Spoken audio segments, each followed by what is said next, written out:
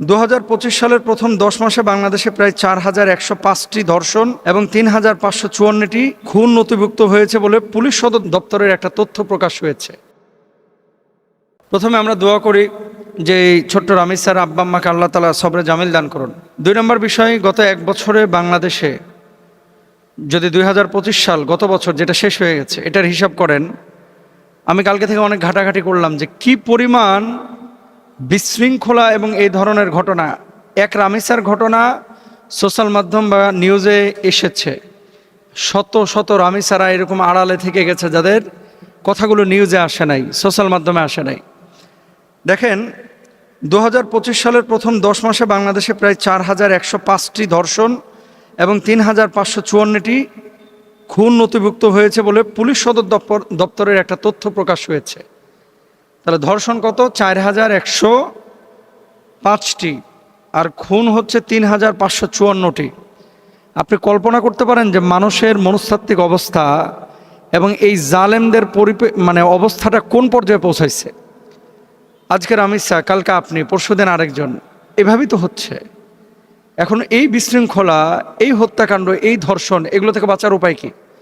শরিয়া ল এটা মধ্যযুগীয় কোনো ল না। আবারও বলি, কোরআন হচ্ছে সার্বজনীন। কোরআন হচ্ছে কিয়ামত পর্যন্ত আল্লাহ রাব্বুল আলামিন কমপ্লিট কোড অফ লাইফ, এমন মহামূল্যবান জীবন বিধান, সংবিধান আল্লাহ তাআলা আমাদেরকে দিয়েছেন। পৃথিবীতে শান্তি প্রতিষ্ঠার জন্য কোরআনুল কারিমের এই বিধানের কোনো বিকল্প নেই।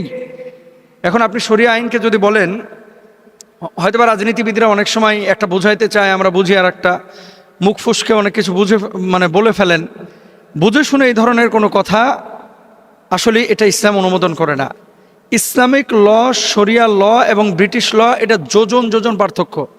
এর আগেও আপনাদেরকে বলেছিলাম আমি যে ব্রিটিশদের কোনো সংবিধান নাই। তারা মানুষের জন্য আইন তৈরি করে, তারা মানুষের জন্য ল তৈরি করে। আর আমাদের মানুষের জন্য যদি কোনো ল তৈরি করতে হয় যেটা মানুষের জন্য কল্যাণকর, সেই লই কিন্তু তৈরি করতে হবে। এখন এই যে এতগুলো হত্যাকাণ্ড, এতগুলো খুন হয়েছে, অপরাধী কয়জন ধরা পড়েছে? যারা ধরা পড়েছে মহামান্য আদালত তাদের বিচার একটা নির্দিষ্ট প্রক্রিয়ায় তারা করছেন। কখনো 10 মাস লাগে, কখনো 10 বছর, 12 বছরও লেগে যায়। এখন ফাঁসি কয়জনের হয়েছে আপনারা শুনেছেন বলেন? আইনের বিভিন্ন ফাঁক ফোকর দিয়ে অপরাধীরা কিন্তু জামিনে বের হয়ে যায়, পরবর্তীতে আবার কিন্তু এই আকাম কুকামগুলো করে। 2024 সালে প্রায় 4394টি ধর্ষণের মামলা এবং 4114টি খুনের মামলা হয়েছিল বলে প্রকাশিত হয়েছে। এবং বাংলাদেশ মহিলা পরিষদের জরিপ বলছে 2025 সালে শুধু সংবাদপত্র ভিত্তিক আপনার 786 জন নারী এবং শিশুকে ধর্ষণের ঘটনা ঘটেছে। এখন শাস্তি কয়জনের হয়েছে? হয়তোবা আপনি জানেন কিছু মানুষের, আমরা জানি না কিছু মানুষের। ইসলামী শরিয়ায় আল্লাহ সুবহানাহু ওয়া তাআলা কোরআনুল কারিমে বলছেন, মান কাতালা নাফসান বিগাইরি নাফসিন আও ফাসাদিন ফিল আরদি ফাকান্নামা কাতালান নাসা জামিআ। কেউ যদি অন্যায়ভাবে কোনো মানুষকে হত্যা করলো, সে যেন গোটা পৃথিবীর মানব জাতিকে হত্যা করলো। এরপর আসুন, ওয়ালা তাকরাবুজ জিনা ইন্নাহু কানা ফাহিশা।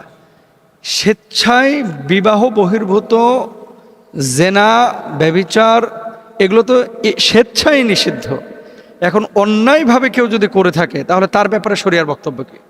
ইন্নামা জাযাউল্লাযীনা ইউহারিবুনাল্লাহা ওয়া রাসূলাহু ওয়া ইয়াসআউনা ফিল আরদি ফাসাদা আইয়ুকাত্তালু আও ইউসাল্লাবু আও তুকাত্তা আইদিহিম আরজুলাহুম মিন খিলাফিন। একেবারে স্পষ্ট আল্লাহ সুবহানাহু ওয়া তাআলা কোরআনুল কারীমের মধ্যে বলেছেন যে এরা মূলত আল্লাহ এবং আল্লাহর রাসূলের সাথে কি করেছে? যুদ্ধ ঘোষণা করেছে। এবং এদের শাস্তি হচ্ছে মৃত্যুদণ্ড। এদের শাস্তি হচ্ছে ডান হাত বাম পা, বাম হাত ডান পা এভাবে ক্রস করে কেটে দেওয়া। যে ওয়ারজুলুহুম মিন খিলাফ, বিপরীত মেরু থেকে, বিপরীত দিক থেকে তাদের হাত পা কেটে দেওয়া। কারণ এরা বিশৃঙ্খলা তৈরি করেছে। শরিয়া ল এটা কখনো মধ্যযুগীয় ল হতে পারে না। যদি বাংলাদেশে প্রকাশ্যে একটা ধর্ষককে এভাবে বাইতুল মোকাররমের দক্ষিণ গেটে নিয়ে ওপেন, ডান হাত একবার কাটবেন, বাম পা একবার কাটবেন, বাম হাত একবার কাটবেন, ডান পা একবার কাটবেন, এইভাবে ক্রস করে কেটে দিতে বলেছেন। এবং এই ধরনের শাস্তি যদি ধরেন বাইতুল মোকাররমের দক্ষিণ গেটে নিয়ে প্রকাশ্যে এভাবে ব্যবস্থা করা হতো, তাহলে অপরাধীরা অপরাধ করতে ভয় পাইত এবং তারা এই ধরনের সামনে আর অপরাধ করার সাহস পেত না। ছোট ছোট বাচ্চাদের ব্যাপারে বাপ মাকেও একটু কেয়ারফুল হতে হবে। আপনি আপনার চাচাতো ভাই হোক, মামাতো ভাই হোক, কাজিন হোক, কারোর সাথে বাচ্চা কাচ্চা দিয়েন না। এবং মেয়েদের ব্যাপারে তো আরও সেন্সিটিভ। এখন 7 বছর 8 বছরের মেয়েরা শারীরিক গঠনে যারা একটু ভালো, এদের ব্যাপারে কিন্তু বেঈমানদের, স্টুপিডদের, হারামখোরদের এই ধরনের নেক্কারজনক মানসিকতা যারা লালন করে, এ সমস্ত মানে বদমাশদের লোলুপ দৃষ্টি তাদের উপরে পড়ে। এই জন্য এগুলো আপনাদেরকে খেয়াল করতে হবে। আর শরিয়া আইন এভাবে প্রকাশ্যে যদি শাস্তি দেওয়া না হয়, কখনোই এই ধরনের অপরাধ বন্ধ করা পসিবল হবে না। এজন্য আমরা বলবো যারা দায়িত্বশীল, আপনারা প্লিজ, আইন তো মানুষের কল্যাণের জন্য, তো যে আইন কল্যাণকর, কোরআনের আইন কল্যাণকর, আল্লাহর দেওয়া বিধান কল্যাণকর, জমিনটার মালিক আল্লাহ, দুনিয়ার মালিক আল্লাহ, সে আল্লাহর আইনটা বাস্তবায়ন করে দেন, ইনশাআল্লাহ দেখবেন এগুলো বন্ধ হয়ে যাবে। আল্লাহ তৌফিক দান করুন।